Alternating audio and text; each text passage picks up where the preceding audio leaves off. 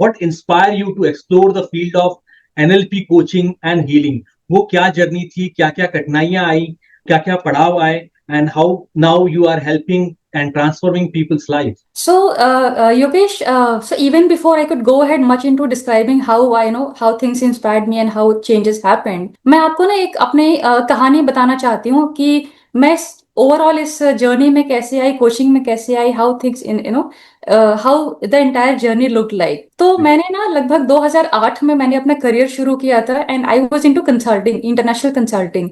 तो मैं basically recruiter के जैसे काम करती थी, लेकिन मेरा पता नहीं क्यों सबकॉन्शियसली मेरा गोल बहुत क्लियर था कि मुझे फ्यूचर में एक ट्रेनर बनना है।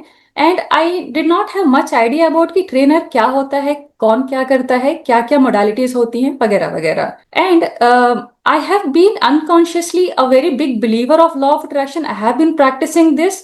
लेकिन कहते हैं ना कि बहुत सारी चीजें हम प्रैक्टिस कर रहे होते हैं, हमारी लाइफ में मैनिफेस्टेशंस हो रहे होते हैं, बस हमें पता नहीं होता है, क्योंकि वो एक लॉ है जो कभी भी काम करता है आपके फीलिंग्स के हिसाब से, आपके थॉट्स के हिसाब से। तो 2 साल 3 साल बाद मुझे मेरा फर्स्ट प्रमोशन मिला अपने करियर में। एंड जब मैं मैनेजर बनी, तो क्योंकि मेरा गोल शुरू से क्लियर था, जैसे कि मैंने कहा कि ट्रेनर बनना था फ्यूचर में।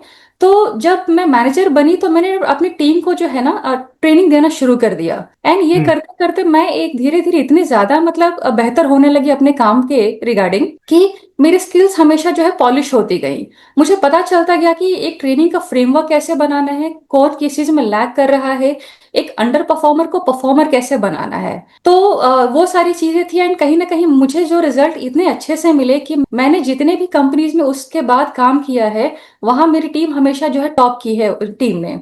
तो कहीं ना कहीं डेफिनेटली उनके भी एफर्ट थे एंड कहीं ना कहीं मेरा फ्रेमवर्क या तरीका जो था वो उस हिसाब से था। अब इसके बाद हम आते हैं कि एनएलपी मेरे लाइफ में कैसे आया, मैं कैसे इंस्पायर हुई इन चीजों के लिए। तो जैसे कि मैंने कहा कि मैं ट्रेनर बनी, उसके बाद ना 2018 में मैंने एक, क्योंकि मैं ट्रेनर थी, कुछ ना कुछ सर्टिफिकेशन होना बहुत जरूरी था।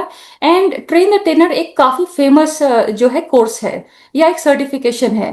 तो 2018 में जो है मैंने भी इसका सर्टिफिकेशन लिया ट्रेनर का।